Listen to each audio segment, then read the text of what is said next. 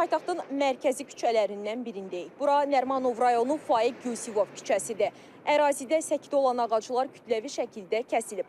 Hazırda isə geriyə qalan mənzərə belədir. Ərazidə yaşayan sakinlərin isə məsələyə münasibəti bir mənalı deyil. Bir qrup hesab edir ki, köhnə və qəzalı ağaclar potensial təhlükə mənbəyidir və onların kəsilməsi zəruridir. Digərləri isə bu addımın yaşıllıq fonduna ciddi zərbə vurduğunu, ekoloji balansın pozulmasına səbəb ola biləcəyini vurğulayır. Bu binada yaşayırıq hal-hazırda. Yəni buradakı olan ağaclar çürümüşdü.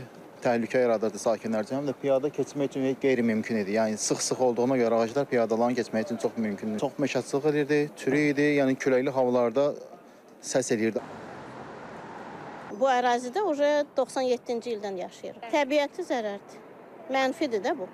Müsbətə doğru deyil. Elə onda hamısını kəsdə.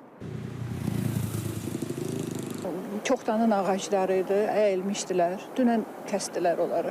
Yaşıllıq deyildi, köhnə ağaclar idi. Burada nə qədər ağaclar var idi. Ağaclar bilirik ki, karbondur, oksigen verir, havanı təmizləyir. Təbii ki, düzgün deyil. Yəqin ki, obyekt yiyələrinə maneçilik törədə bilər, insanlara yox.